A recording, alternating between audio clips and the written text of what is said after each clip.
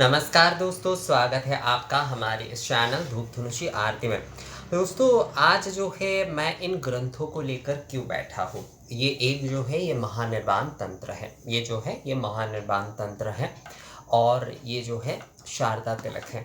असल में बहुत समय से जो है आप लोगों का एक सवाल जो है मुझे बहुत मिल रहा था कि हम जो षोडश उपचार आदि विधि करते हैं, चाहे षोडश उपचार, दश उपचार, अष्टादश उपचार, कोई भी उपचार विधि आदि करते हैं, क्या वो उपचार निवेदन विधि जो है वो हमारे वेद से लिए गए हैं या फिर हमारे तंत्र से लिए गए हैं। और उसके कुछ कुछ विषय का उल्लेख तो जैसे कि पुराण में भी आते हैं। तो असल में जो है हमारी ये जो उपचार पूजा पद्धति आदि विधि जो है वो हमारे किस शास्त्र के अंतर्गत आते हैं, इस विषय में जो है आप लोगों का कई बार जो है सवाल तो आता ही है।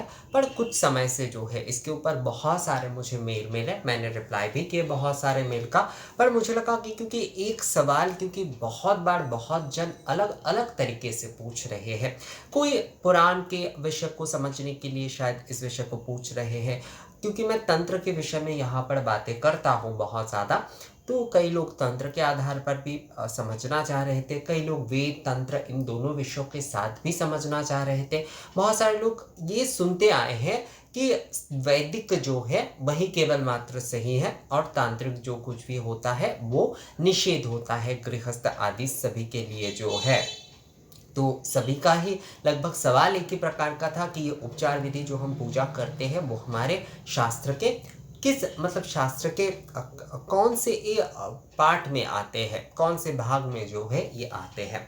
अगर इसका एक जो है सेंटेंस में या फिर एक वाक्य में, कहते हैं ना कि एक सरल वाक्य में उत्तर जो है, तो एक सरल वाक्य में अगर इसका उत्तर दिया जाए तो वो है कि हमारे तंत्र शास्त्र से आते हैं। हमारे तंत्र यानी कि आगम और यामल में ही जो है इसके बारे में पूर्णता वर्णन किए गए हैं। आगम शास्त्र वो होते हैं जो कि हमारे जो गृहस्थ आदि लोग जिस प्रकार से जो पूजन करेंगे उसके ऊपर ही जो है आगम शास्त्र बताता है कि किस विधि से और कौन कौन से द्रव्य उपचार विधि होनी चाहिए, आगम उसके बारे में बताते हैं। यामल भी कई हद तक इसके बारे में बताते हैं, पर यामल में और भी कई सारे विषय आते हैं, जैसे कि कौल आदि, मतलब जो विराचार से पूजन आदि करेंगे। दिव्याचार तो मैं यहाँ पर कहूँगा ही नहीं, क्योंकि दिव्याचार जो है वो बहुत उच्च कोटि के विषय है और वहाँ तक जो है साधक आजकल हमारे जिस प्रकार के लाइफस्टाइल हो गए हैं दोस्तों, गृही साधक भी पहले दिव्याचारी होते थे, पर अभी पश्चाचारी से, क्योंकि तंत्र का 3 पार्ट होता है, पश्चाचार, उसके बाद विराचार मतलब पशु भाव, वीर भाव, और उसके बाद दिव्य भाव यानी कि दिव्याचार। तो इन 3 आचार से जो है तंत्र की साधना जो है वो पूर्णता पाती है। पश्चाचार से विराचार जो है वो उच्च भाव है, विराचार से दिव्य भाव जो है वो ईश्वर के साथ लीन होने की विषय होती है। पर तंत्र जो है वो क्रियामूलक है, सभी में ही जो है अपने अपने क्रिया का संपूर्ण महत्व है। तो आगम जो है, हम आगम जो है, मैं आप लोगों को कई बार जैसे कि आगम रहस्य में या फिर आगम ग्रंथ से मैं हमेशा कहता हूँ ना कि आगम के अनुसार आगम में ये बताया गया है। तो आगम जो है हमारी इन पूजा पद्धति सभी चीज़ों को आगम शास्त्र ही हमें बताता है, और आगम जो है वो तंत्र है। आगम अर्थात जो है वो तंत्र है। कुछ विशेष तंत्र आदि जो आते हैं, जैसे डामर होते हैं, विशेष तंत्र आदि, इस प्रकार के कई सारे तंत्र होते हैं, वो विषय अलग होते हैं। तंत्र का मतलब ज्यादातर लोग ये समझ लेते हैं, तंत्र का मतलब जो है वो जादू टोना, इस प्रकार के कई सारे जो विषय है, ये असल में जो है ना, ये तंत्र का एक नीचे विषय है। देखिए, तंत्र जो है, वेद जो है, ये सारे जो है ना श्रुति है, और ये एक समुद्र के समान है। इसमें आपको मोती भी मिलेंगे, इसमें आपको कंकड़ भी मिलेंगे। तो कंकड़ भी इसमें होंगे ही, मोती जहाँ पर है वहाँ पर बालू आदि के कंकड़ भी वहाँ पर होंगे, रेत आदि। समुद्र में सभी प्रकार की चीज़ें होते, सभी के अपने अपने महत्व होते। कुछ चीज़ें बहुत ज़रूरी होते, कुछ बेज़रूरत की चीज़ें भी होते हैं। बेज़रूरत के अर्थात जो है वो शायद कई लोगों के ज़रूरत के लिए लग सकते हैं, पर आम तौर पर जो है वो सभी के लिए नहीं होता है। तो तंत्र में भी जो है आगम आदि ये जो है ये हमारे पूजा पद्धति को कहता है। हम किस प्रकार से किस विधि से पूजन करेंगे, कौन सी पूजन किस प्रकार से होना चाहिए, हमारे षोडश उपचार विधि आदि में जो है क्या क्या हम निवेदन करेंगे, इसके बारे में। वैसे आगम मान लीजिए कि आगम भी जो है वो थोड़ा अलग हो जाता है। महानिर्वाण में आपको एक प्रकार का मिलेगा, ज्ञानार्णव में एक प्रकार का मिलेगा। इसके पीछे का कारण ये है कि तंत्र को जब जो है संग्रहित किया गया, अर्थात जो है तंत्र की जो पांडुलिपियां है वो बहुत बाद में संग्रहित किए गए। वेद जो है सर्वप्रथम संग्रहित किए गए। आप ग्रंथ बोल सकते हैं, ग्रंथ मतलब हमारे शास्त्र जो है, यहाँ पर ग्रंथ शब्द सही नहीं है। वेद तंत्र ये जो है ये हमारे शास्त्र है। ग्रंथ जो है अलग संदर्भ में होता है, जो कि कोई धार्मिक पुस्तक आदि होते हैं उसे ग्रंथ कहा जाता है। धार्मिक ग्रंथ या फिर शास्त्र निर्देशक ग्रंथ, अर्थात शास्त्र के ज्ञान मूलक जो है जो ग्रंथ होते हैं उसे धर्म ग्रंथ आदि ये कहा जा सकता है। पर तंत्र वेद आदि ये जो है ये हमारे शास्त्र है दोस्तों। तो वेद बहुत पहले संग्रहित किए गए, ऋग्वेद, यजुर्वेद, सामवेद और अथर्ववेद में भी। अथर्ववेद में कई सारे जो उस समय की जो तंत्र श्रुति में, यानी कि तंत्र जो भी सारे कई सारे क्रिया जो है वो उसमें है। तो वेद में जैसे कि ज्ञान कांड और कर्म कांड ये दोनों ही आते हैं, ज्ञान कांड और कर्म कांड। ज्ञान कांड को लेकर जैसे वेदांत जो बना है तो उसमें जैसे ज्ञान कांड को ही जो है बहुत ज़्यादा महत्व दिया गया। पर अथर्ववेद आदि में अगर आप देखते हैं तो वहाँ पर कर्म कांड आदि, यज्ञ पद्धति आदि से भी मतलब यज्ञ पद्धति आदि से आदि के अतिरिक्त जो भी सारे और भी सारे नियम विधि आदि क्रिया आदि उस समय प्रचलित था, उनके सारे के सारे विषय जो है वो आपको अथर्ववेद में मिलेंगे। तो ये कर्म कांड के अंतर्गत होता है। यजुर्वेद में भी कई सारे ऐसे प्रयोग आदि है जो कि आपको मतलब अगर आप तंत्र पढ़ते हैं, तंत्र की पुस्तक पढ़ते हैं, आगम आप पढ़ते हैं तो उसमें आपको कई सारी चीज़ें जो है ना एक जैसे मतलब समानता लगेंगे। उसके भावना, उसके विषय जो है जैसे आहुति आदि, हमारे पूजा जब हम कर रहे हैं षोडश उपचार पूजा आदि, तो उसमें भी वही भावना जो है ना वो निहित है। इसलिए कई समय हम कहते हैं कि वो जो है वो वैदिक है। देखिए ज्ञान जो है, अगर आप ज्ञान की बात करें, मैंने पहले भी इसके ऊपर एक वीडियो बनाया था कि वेदोक्त ज्ञान और तंत्रोक्त ज्ञान के विषय में जो है, तो ज्ञान की अगर बात करें तो वो हमेशा वेदोक्त होता है। अर्थात उसमें जो है ज्ञान कांड, अगर हम ज्ञान कांड कहते हैं तो वेद जो है हमेशा ज्ञान के विषय में कहता है। तो तंत्र में भी जो ज्ञान है वो वेद में भी आपको मिलेगा, या फिर बोल सकते हैं जो वेद ज्ञान है वो तंत्र में भी आपको मिलेगा। तो ज्ञान जो है वो आपको मिलेगा ही, वेद में भी मिलेगा, तंत्र में भी मिलेगा। वेद ज्ञान को ही सर्वोच्च माना जाता है, क्योंकि वेद जो है शास्त्र रूप में हमें प्रथम संग्रहित शास्त्र रूप में जो है हमें प्रथम प्राप्त हुए हैं। तो इसलिए जो है वेद को, वेद ज्ञान को जो है हम बहुत ज़्यादा महत्व देते हैं। पर श्रुति जो है, वेद भी श्रुति है, तंत्र भी एक ज्ञान मूलक श्रुति है, तंत्र जो है वो क्रियामूलक श्रुति है।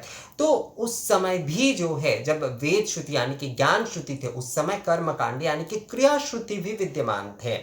पूजा हम कैसे करेंगे, कैसे आप धूप दीप से जो है भगवान की आरती आदि करेंगे, ये शायद इस नाम से नहीं थे, आरती के नाम से शायद उस समय नहीं थे, पर ये सारी विधि आदि जो है वो प्रचलित थे क्रिया के रूप में जो है। यही आगे चलकर जो है एक जब बहुत सुंदरता से जब संग्रहित किए गए पुस्तक आदि के माध्यम से, या फिर शास्त्र मतलब शास्त्र आदि के माध्यम से जब उसे संग्रहित किए गए तंत्र के माध्यम से, तो उसमें जैसे कि उसे षोडशोपचार, दशोपचार आदि इन सारी चीज माध्यम से जो है ऋषियों ने, साधकों ने जो है उन्हें बहुत सुंदरता से सजाया। तो तंत्र में ही जो है हमारे जो क्रिया, जो तंत्र क्रिया, जो कि हमारे आदि तंत्र अर्थात विधि, हमारे जो ये क्रिया कर्म यानी कि विधि जो है वही जो है संग्रहित होकर हमारे तंत्र शास्त्र में है। तो हमारे पूजा जो है, हमारी आरती जो है, ये सब कुछ जो है ये हमारे तंत्र के विषय में आते हैं। षोडश उपचार में जो अगर आप षोडश उपचार की मतलब जैसे कि बहुत सारे लोग कहते हैं कि वैदिक तौर पर षोडश उपचार आदि, असल में वैदिक तौर पर कुछ षोडश उपचार नहीं होता है। अगर आपको षोडश उपचार महानिर्वाण तंत्र में षोडश उपचार महानिर्वाण तंत्र को जो है ना, तंत्र के सबसे पुराने मतलब ये पूजा पद्धतियों के सबसे पुराने पुस्तक माने जाते हैं।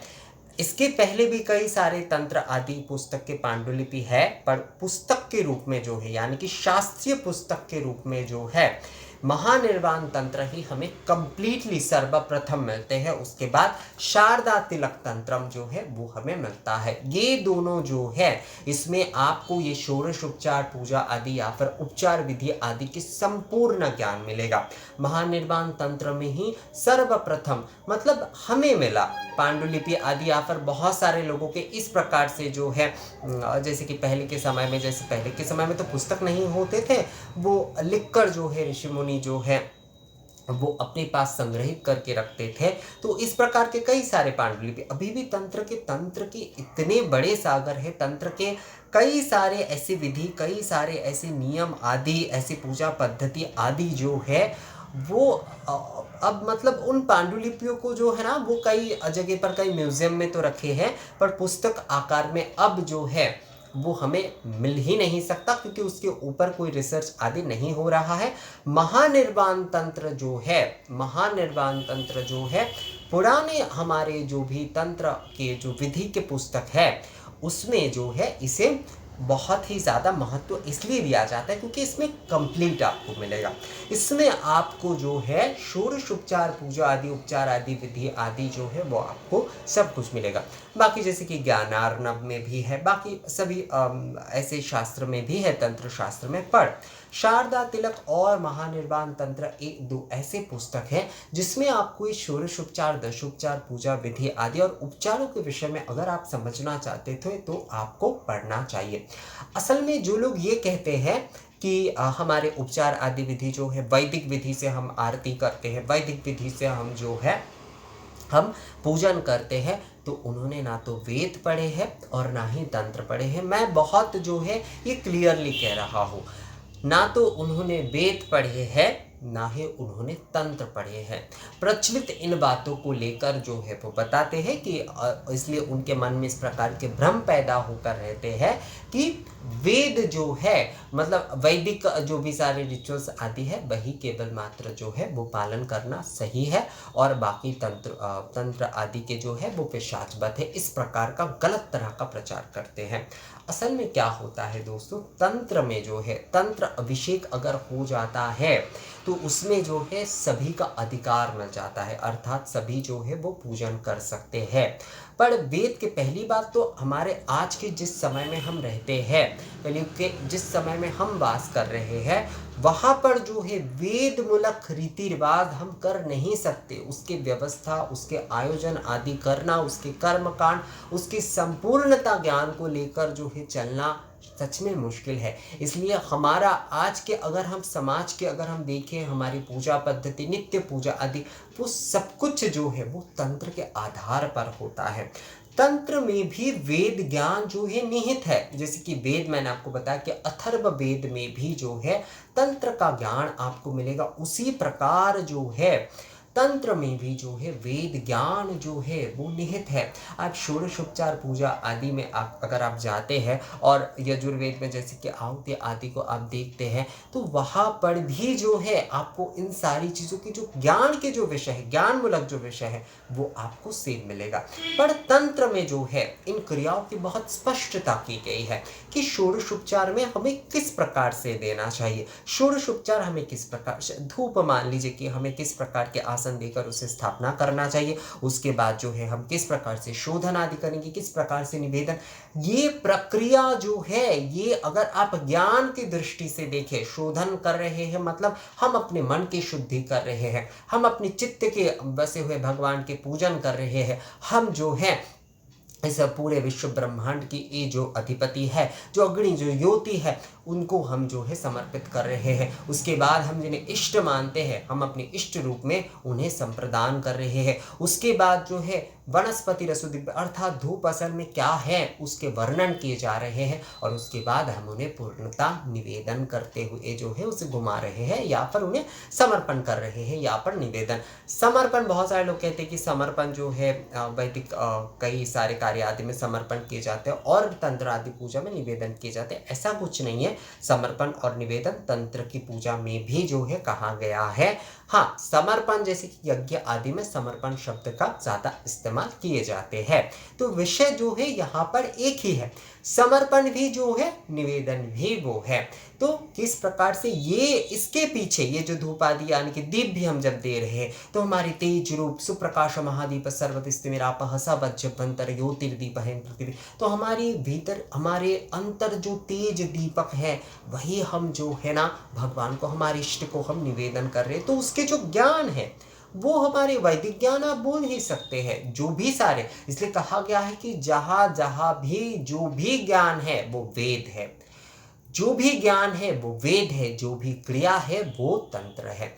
पुराण में जो है ना इन दोनों विषयों को लेकर वैदिक ज्ञान को भी वहां पर महत्व दिया गया और जो तंत्र की जो क्रिया आदि है उसे भी जो है वहां पर कहानी के माध्यम से या फिर ऐसे सारी घटनाओं के माध्यम से पुराण में जो है वेद के ज्ञान को बताया गया और वहां पर पद्धति आदि जो कुछ भी बताए गए वो जो है तंत्र के आधार पर बताए गए दोस्तों। तो षोडशोपचार पूजा विधि, दशोपचार पूजा विधि, कोई भी पूजा विधि आप कर लीजिए, अष्टादश उपचार, 32, 36, 64, 108, कोई भी उपचार आप कर रहे हैं या फिर धूप पूजन ही केवल गंध पुष्प धूप से ही केवल अगर हम पूजन कर रहे हैं तो वो सारे के सारे जो है वो तंत्र शास्त्र से आते हैं। तंत्र यानी कि आगम शास्त्र से जो है वो हमारे पास वर्णित हुए हैं और हम उसी अनुसार जो है हम पूजा पाठ आदि करते हैं दोस्तों। तंत्र को लेकर अपने मन में इस प्रकार की गलत भावना और गलत धारणा बिल्कुल मत रखिए। तंत्र में भी वेद ज्ञान है और वेद में भी जो है तंत्र की क्रिया जो है वो समाहित है। तो इसलिए जैसे दुर्गा पूजा जो है, दुर्गा पूजा को कहा जाता है अश्वमेध यज्ञ। तो दुर्गा पूजा में वो जो बड़े यज्ञ अश्वमेध या फिर राजस्व यज्ञ की जो गुण है उसकी जो भावना है वो निहित है, वो ज्ञान जो है उसमें निहित है दोस्तों। और क्रिया आदि जो कुछ भी हो रहे हैं वो जो है वो तंत्र द्वारा हो रहे हैं, अर्थात हम निवेदन कर रहे हैं, हम जो मान लीजिए कि न्यास आदि कर रहे हैं, हम जो कलश स्थापना कर रहे हैं, हम जो धूप आदि दीप आदि नैवेद्य आदि सभी कुछ निवेदन कर रहे हैं, हम जो है आरात्रिक कर रहे हैं धूप दीप से या फिर पंच निराजन के माध्यम से जो है, ये सभी के सभी जो है हमारे तंत्र शास्त्र हमें बताता है। तंत्र शास्त्र हमें जो है वो सत्यता को बताता है कि किस प्रकार से हम आराधना को करेंगे, किस प्रकार से तंत्र शास्त्र हमारे आराधना की शुद्धि के बारे में बताता है, अर्थात जो है आराधना के माध्यम से हम उत्तम से उत्तम जगह पर पहुंचे। अब देखिए, अब अगर तंत्र के कोई पिशाचवत चीज़ों को लेना चाहे और उसी में अगर वो उस प्रकार का करना चाहे, जैसे कई सारे आप ट्राइबल आदि में अभी देखेंगे कि वहाँ पर ऐसे, या फिर कई जगह पर कई ग्रामीण क्षेत्र में आपको दिखेगा कि कई लोग जैसे कि वो क्या कहते हैं उसे ताबीज आदि इन सारी चीज़ों को बहुत महत्व देते हैं। तो वो जो है वो एक अलग विषय है, उसके विषय संपूर्ण अलग है दोस्तों। उसके साथ तंत्र की जो ये जो उच्चतम भावना यानी कि आराधना क्रिया की भावना है वो उसके साथ किसी भी विषय का नहीं है। वहाँ पर वो संपूर्ण जो है वो काम्य विषय है, पर तंत्र के आराधना में काम्य और निष्काम्य दोनों विषय जो है वो छुपे हुए हैं। अर्थात जो है हम कुछ पाने के लिए भी पूजन करें तो भी जो है हमें तंत्र का सहारा लेना पड़ेगा, हम निष्काम भावना से भी अगर पूजा करें तो भी हमें तंत्र का सहारा लेना पड़ेगा, क्योंकि आराधना जो है वो तंत्र में ही है। आपको आराधना केवल मात्र हमारे आराधना पद्धति आपको तंत्र में ही मिलेगा, तंत्र ही हमें बताता है। तो जो लोग कहते हैं एक वैदिक पद्धति से जो है उसका अर्थ होता है वैदिक ज्ञान जो है उसमें तंत्र की क्रिया आदि में जो भी पूजा हमारी जो पूजा पद्धति है वो हमारे तंत्र मूलक है, मतलब तंत्र से है। हमारी पूजा आरती आदि ये सब कुछ पद्धति जो है वो हमारे तंत्र से आए हैं, पर उसमें जो ज्ञान छुपा है, मानस उपचार पूजा में मन रूप अर्घ प्राण वायु रूप धूप आदि, ये जो सब कुछ ये जो ज्ञान है, ये जो ज्ञान मूलक है, वो आपको वेद में भी इसके विषय मिलेंगे। वेद के जो ज्ञान मूलक ज्ञान कांड है उसमें भी आपको यही सारे विषय मिलेंगे कि भगवान के साथ एकत्व होना जो है, और जैसे कि हम उपचार आदि विधि जो है जिस कारण से कर रहे हैं, जिस प्रकार से हम कर रहे हैं, उसके ज्ञान भी जो है आपको वेद में मिलेगा। तो तंत्र की क्रिया और वेद के ये जो है ना ज्ञान, हमारे इन दोनों श्रुतियों को मिलाकर ही जो है हमारे हिंदू शास्त्र है। इन दोनों श्रुतियों के माध्यम से ही जो है हमारे संपूर्ण जो है वो शास्त्र चलता है। इसके साथ साथ जैसे रामायण महाभारत हमारे धर्मशास्त्र है, इतिहास पुराण में जो है हमारे लोकाचार आदि, स्मृति शास्त्र में भी रामायण महाभारत में जो भी सारे विषय है वो हमारे नीति को दर्शाता है, अर्थात जो है हमारे धर्म नीति जो है उसे दर्शाता है। और स्मृति असल में जो है हमारे पुराण आदि में बहुत सारे देशाचार लोकाचार इस प्रकार के कई सारे विषय जो है उसे जो है एकत्रित किया गया है। और आप देखेंगे कि उसमें कई सारे व्रत आदि, कई सारे देशाचार लोकाचार, हाँ उसमें से कई सारे विषय, स्मृति के विषय क्या होता है कि समय के साथ साथ जो है वो बदलता रहता है। मनुस्मृति में भी यही कहा गया है। बहुत सारे लोग सोचते हैं कि मनुस्मृति में जो है वो आज भी सभी जो है उसी प्रकार से लागू करना होगा, बिल्कुल नहीं। मनुस्मृति जिस समय रचित हुए थे उस समय जो है वो सारी चीज़ें बहुत ज़्यादा ज़रूरी था, और उसमें से कई सारी चीज़ें 50% चीज़ें जो है आज भी ज़रूरी है और आज भी जो है वो आवश्यक है, या फिर जो है उसे आप बोल सकते हैं कि संपूर्णता से वो रियलिटी के साथ जाता है।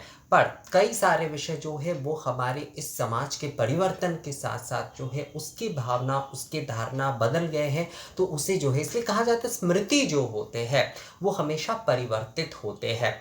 रामायण महाभारत धर्मशास्त्र, तो उसमें जो नीति आदि है उसमें समय काल के शायद परिवर्तन हो गए हैं, पर उसके नीति बोध और उसके विषय में जो है किसी भी प्रकार का कोई परिवर्तन नहीं आया है। वो नीति आदि उस समय भी जो थे आज भी वो वही है, बस आज जो है हमारे पारिवारिक विषय या सामाजिक कई सारी चीज़ें जो है वो परिवर्तित हो गए बस, पर नीति वही है।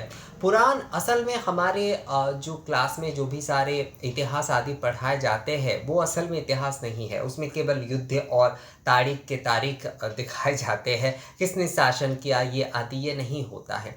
देश काल में क्या क्या हमारे आचार रीति रिवाज जो है, ये सारे विषय जो है ये हमारे इतिहास का सबसे बड़ा विषय है। किस समय में किन सारी रिवाज का प्रचलन था और आज जो है वो रिवाज शायद परिवर्तित रूप से हमें देखने को मिल रहा है। तो इस प्रकार के विषय जो है ना स्मृति, तो इसीलिए कहा जाता है इतिहास पुराण। तो इतिहास के तौर पर हमारे देश में अगर पुराणों को पढ़ाई जाए तो इससे बढ़कर तो मैं समझता हूँ और कुछ हो नहीं सकता। सभी पुराण नहीं पढ़ाए जा सकते, पर कई सारे पुराण जो है वो अगर इतिहास के तौर पर पढ़ाए जाए तो सच में जो है वो एक बहुत विशेष काम होगा। तो स्मृति जो है वो बदलता रहता है, पर श्रुति के जो ज्ञान होते, श्रुति के जो क्रिया और आराधना पद्धति होते हैं, हाँ जैसे कि आगम में जो है हर एक आगम में आपको शायद दिखाई देगा कि उसके अलग अलग जो है उपचार आदि वर्णन उसमें कई जगह पर विस्तृत बहुत ज़्यादा है, कहीं पर जो है 36 उपचार को बहुत महत्व दिया गया है, कहीं पर जो है विस्तृत तौर पर 64 उपचार को महत्व दिया गया है।